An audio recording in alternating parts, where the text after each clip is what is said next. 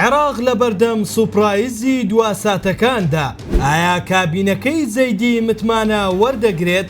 بڕیارە سبەی پێنجشەممە ئەنجومەنی نوێنەرانی عێراق کۆ ببێتەوە بۆ دەنگدان لەسەر کابینەی وەزاری و کارنامەی حکوومەتی عەلی زەیدی سەرۆک وەزیرانی ڕاستپێردراو. ئەم دانیشتە لە کاتێکدایە کە ململانێ و ناکۆکیە سەرەکیەکان لەسەر چەندین وەزارەت و پۆستی نوێ هێشتا بە هەڵپەسێردراوی ماونەتەوە، هەرچەندە کەش و هەوای سیاسی پێش دانیشتەکە بە ئارام دەردەکەوێت، بەڵام سەرچاوەکانی بەغدا ئاماژە بەوە دەکەن کە لە پشت پەردەوە گرژیەکی زۆر هەیە. دیارترین خاڵی ناڕەزایەتی لایەنەکان پەیوەستە بە پرسی کۆکردنەوەی چەک لە دەستی دەوڵەت کە زەیدی وەک خاڵێکی سەرەکی لە کارنامەکەیدا جێگیری کردووە.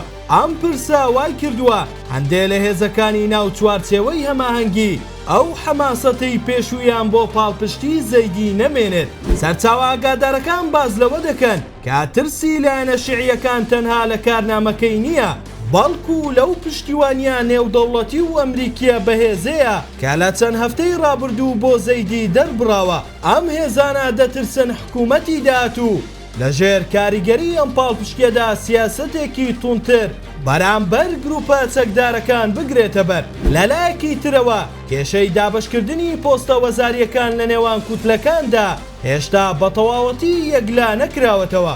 بەشێک لە گروپە چەکدارەکان بە ئاشکرا ڕەتی دەکەنەوە دەستبەرداری چەکەکانیان بن. ئەمەش بووەتە بربەستێکی گەورە لە بەردەم تەواوکردنی کابینەکە.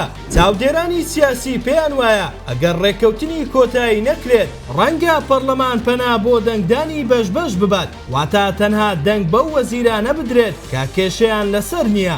ئێستا هەموو چاوەکان لەسەر هۆڵی پەرلەمانن. ئایا زەیدی دەتوانێت بە کابینەیەکی تەواوەوە متمانە بەدەست بێنێت یان سوپرایزە چاوەڕوانکراوەکان پرۆسەکە پەک دەخەن و عێراق دەخەنە قۆناغێکی تری نادیارەوە؟